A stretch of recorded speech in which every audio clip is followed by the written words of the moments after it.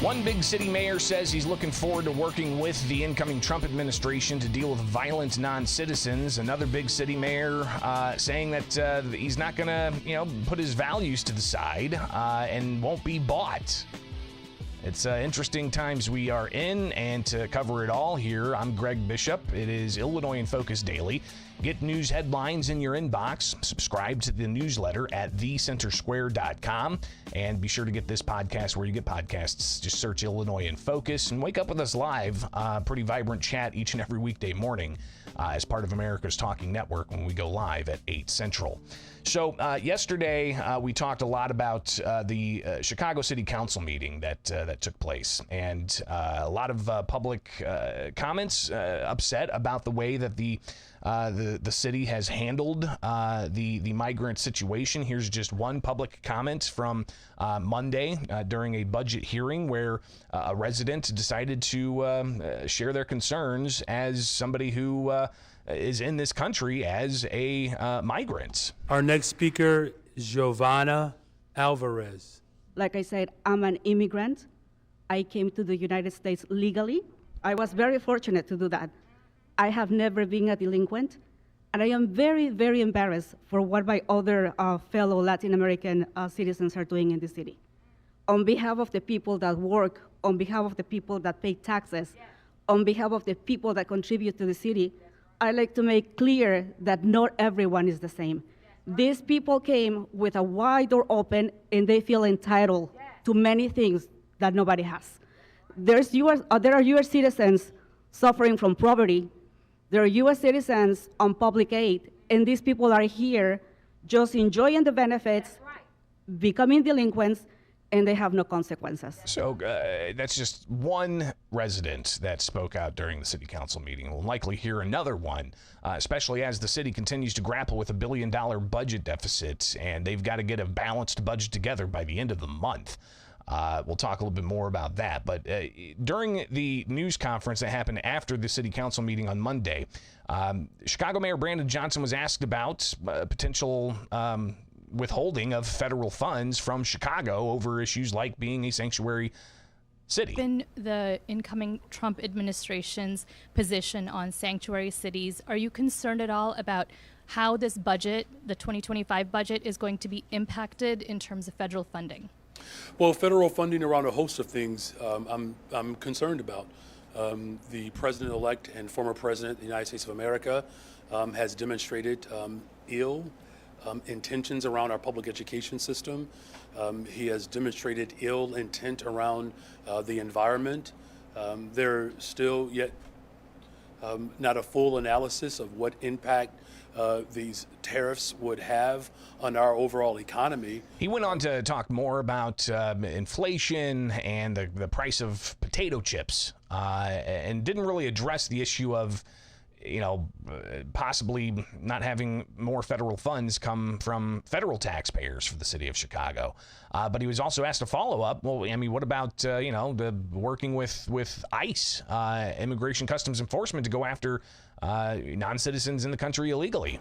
Asking police officers to behave as ICE agents is antithetical to building community trust, right? But, I guess we shouldn't expect more for someone who was a part of an operation where the Capitol was attacked on January 6th, where police officers were trampled on by mobsters, essentially. So you got the mayor, again, not directly answering the question of working with ICE, for instance, other than to say he doesn't want Chicago police to be turned into ICE agents.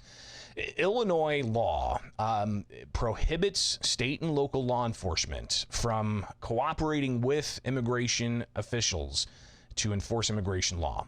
That's the bottom line here. So even if a downstate sheriff wants to work with ICE to get what they see as non-citizens here illegally, they can't legally do that. So that's one impediment. So will that mean ICE does this on their own accord with increased presence, not having to rely on state and local law enforcement? Not too sure. But in New York, here is Mayor Eric Adams yesterday, and this made the rounds all over the place because he says he's ready to work with the Trump administration. Those who are here committing crimes, robberies, shooting at police officers, raping innocent people, have been a harm to our country. I want to sit down and hear the plan on how we're going to address them. Those are the people I am talking about, and I would love to sit down with the Board of Czar and hear his thoughts on how we're going to address those who are harming our citizens. You're open to that? Open to hearing what their plan is to deport some of these folks, and you think the city, in some circumstances, should cooperate with ICE. Let me. You know what's interesting? And I was talking to the team the other day. I want you to all go back and Google Hillary Clinton and Barack Obama. Google what they said about those who commit crimes in our city and what they said in our country. They said those who commit crimes need to get out right away. That was their position. So this is not a new position. So Adams goes on to talk about, working with ICE to get rid of violent non-citizen migrants. A different take from Mayor Brandon Johnson earlier this week during a news conference. Some Democrats have hinted that they support the idea of helping address immigrants who may have committed a crime. Is that like a line? Is that something that the city is willing to work with? Well, look, there's no secret here. I've said this repeatedly, that we need immigration reform policies, substantive, transformational policy shift and change. The incoming Congress has an opportunity to do what the current Congress has refused to do, though there's still time. There is a bipartisan, comprehensive immigration bill that could still be passed in the House. So he talks more about that and doesn't necessarily get to, again, explicitly saying, yes, we're going to work with ICE to get rid of the violent non-citizens.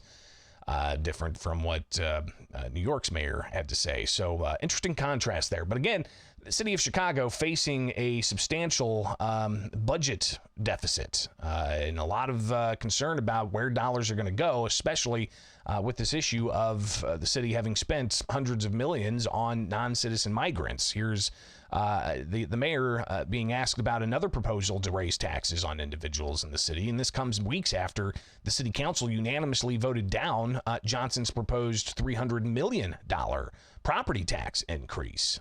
There's less than a month to get this budget together. What's going to happen? What's about this idea of having the property tax pegged to inflation? Going ahead with CPI for the property tax is taking CPI a way to make it easier for aldermen to, hey, this is the ordinance, give them cover, if you will, to support the property tax increase that you believe may be necessary to pass the budget? Well, look, I don't know if there's any alder that's feeling that anything that we do in this moment is going to make life easier for them. What I can say, though, is that we have made a commitment, my administration, to pensioners and to workers and to families in this city. The budget will be balanced. And he went on to talk about how it requires, quote, progressive revenue. We touched on that a bit. Earlier in the day, though, during a budget hearing, a resident got up to express their concerns about the city's spending. The next speaker, Danielle Carter. Okay, so I got a great way how we can what we can do with this budget. First, let's start with cutting off illegals, getting free everything. Free housing, free schooling, free food. Yeah, let's start with that. That'll save us a lot of money. What, $600 million? Let's start there.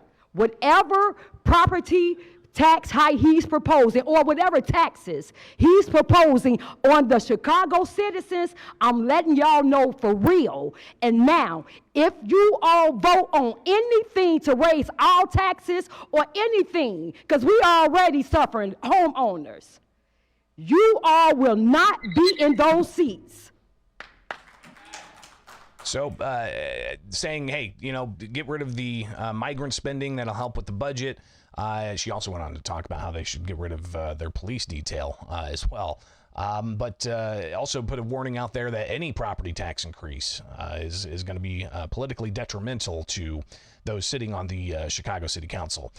Back to the mayor, question that William Kelly, reporter out of Chicago, independent reporter, he had some questions for the mayor in particular about this idea of tax increases that Chicagoans see as just a migrant tax increase. Chicagoans on the street are telling me that your liquor tax is nothing more than a tax on the working man to fund your plan to hide migrants from Donald Trump and Tom Homan. At what point will you put Chicago first? At what point will you shift to putting Chicagoans ahead of migrants? Well, as I've said from the very beginning, it's always been a part of my value system to invest in people. And that's why in this budget, you've seen it in my previous budget, we made a commitment to hire young people.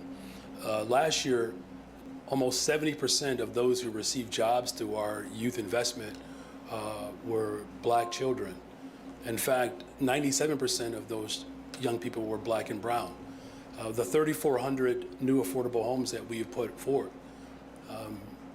this was very much what people were calling for, and we've done that. And he goes on to discuss more about the investments he says are really helping the community. And again, we'll see the results, I guess, as time progresses here. But that's just some of the latest back and forth. We'll continue to watch this. Of course, January 20th, President-elect Donald Trump will take office. And this immigration issue is top of the mind. Some of the things he's going to be doing. So how this is going to play out, we'll be watching. It's Illinois in Focus Daily. Like, subscribe, hit that notification bell with America's Talking Network. Wake up with us each and every weekday morning at 8 o'clock. Get the podcast where you get podcasts. Just search Illinois in Focus and get the headlines in your inbox with the Center Square. Subscribe to the newsletter at thecentersquare.com.